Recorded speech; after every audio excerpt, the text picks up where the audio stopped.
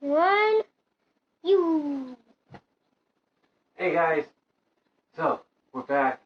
See now, Moses had just got his instructions from God. God's motivated him. He's got his brother running along with them. They're all made up. And he goes to Pharaoh and says, "Hey Pharaoh, let Israel, God says, let Israel go." And Pharaoh's like, "Who's this God that I should listen to him?" I said, "There's gods in Egypt, but we serve those gods of Egypt, not the gods of the Israelites." So Moses said, "Okay, I will show you who's God." He went in there, he took his staff, right? He stuck it into the river, the Nile River, their most important river.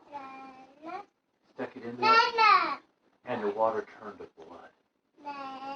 Not only in the river, but in the pots, and all over the place. All the wells turned to blood, except for where the children of Israel were living. And that water was still plain good water. Well, Pharaoh's like, "Okay. I don't know, but Pharaoh questioned it first. Then again, the musicians tried it. So they turned the water back. They turned the water back into water, and then they go to the second plague. Bring it. He stretched his staff over the Nile again, and this time frogs. They came out by the millions. Just frogs everywhere. You couldn't walk without frogs. You sit down and you sit on a frog. You have to knock the frogs off you when you're trying to sleep. There were frogs everywhere. And it grossed them out. They had trouble, and Pharaoh's like, "Okay, I'll let them go. Just get rid of the frogs." So Moses is like, "Okay." He makes the frogs leave. And Pharaoh's like, "Okay, frogs are gone. You're staying." He changed his mind. Then Moses went, hit his staff on the ground, and the dust came, or no, he threw the dust in the air. I think on that one, he threw the dust in the air. And lice, little lice that get in you, and they get in your hair, and they make you itch.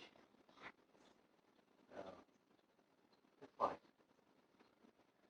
And they make you itch, and then you can't get rid of them, and you get everything.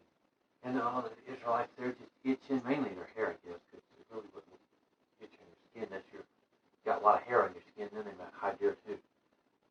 Yeah, it would drive me nuts. So like, "All right, get out of here." And so, all right, it gets rid of the lice. And Pharaoh, you know what Pharaoh did? He changed his mind again. So Moses brings in the fifth plague. Flies everywhere. So nasty little guys. There were tiny flies and house flies. Yeah. There were flies everywhere. They were getting in their soups and stuff. Yeah. You couldn't do anything without the flies. Everything was just nasty. And God's like, but Pharaoh still wouldn't let the children of Israel go. He'd say, I didn't let them go, but then he'd change his mind. So God's like, "Okay, I started off being a nuisance to you. Now I'm going to start hitting you where it hurts." And he went in there, and Moses called on the fifth plague. That was off one. Moses called the fifth plague. And God moved on all the cattle and all their animals, and he killed all the Egyptian animals. All their cattle. No, I guess not all the animals, but all the cattle. All their farm animals. And the donkeys and stuff like that, he killed them all. They all just died one night. And the animals, the people are like, "Oh man, this is bad." But Pharaoh's like, I still got my soldiers. The animals, we can get more animals. He wouldn't let the children of Israel go. So they go for number 6. Number 6, they had boils.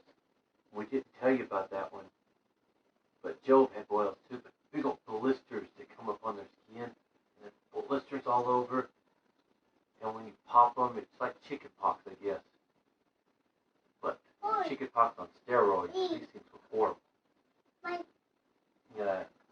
The only relief you could have is just to pop the blister, then you have raw skin. And they were in a desert, so then the sand would get in the raw skin. They'd just get temporary relief. Pharaoh, he still wouldn't let him go. So Moses goes again, and God brings in number 7.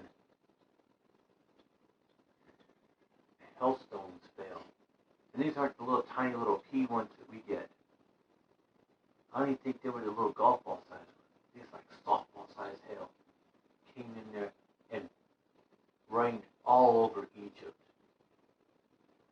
and destroyed all the crops that died, all the crops that are still standing up out of the ground, beat up a lot of their buildings. I'm sure they probably lost some houses, probably fell in too. And they were just all beat up and just ravaged the land. And then, maybe Pharaoh's like, well, yeah, the stuff's ruined, but we still got plants in the ground, and hey, there's still some of the green.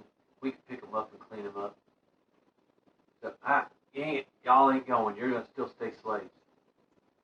And I forget where, somewhere in here, Pharaoh went even and said, you know what? We're going to make you, before they give them all the hay they needed to make bricks. They said, no, y'all got to go get your supplies to make your bricks. Oh, by the way, you still got to make the same amount of bricks every day. That's not changing. Yeah, he just made life harder on them. See, maybe he could pressure them into changing their mind about leaving. Moses talks to God. I guess we got number 8 comes in. The locust. The locust is kind of like a grasshopper. It ate anything that was still green, that was still left in Egypt. They ate them up, munched them all up, and there was nothing green left in Egypt. It was just a barren wasteland. The time they got done. And oh no,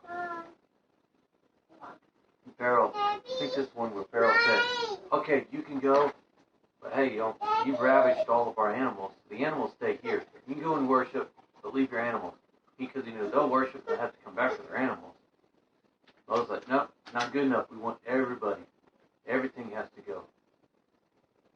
Well, y'all ain't going. So he called on number 9, darkness. And this wasn't, just, hey. Nah, wasn't that kind of darkness. Because we can still see. I know it's hard. This was so dark, you could feel the darkness. You just feel it. There was no light at all. Just pitch black. For 3 days, it was black. Okay? But through all these plagues, and then the lights came back. But through all these plagues, where the city that the children of Israel lived in, they got none of them. Not one plague hit them. And they were safe. And when God goes and punishes people that are doing stuff wrong, if you do the right thing, you stay on God's side, He's not going to punish you alongside of Him. He can separate you from the good people from the bad people when it comes to punishment. God knows what He's doing. Okay? But you also got to stay. See, they stayed in that city. As long as they stayed in the city, they were safe. And it kind of gets into tomorrow's lesson a little bit. But they stayed in their city. If they'd have gone out and wandered around with the rest of Egypt, they'd have been involved in those plagues. So you guys stay in the church, you stay living for Jesus, and you're going to be safe.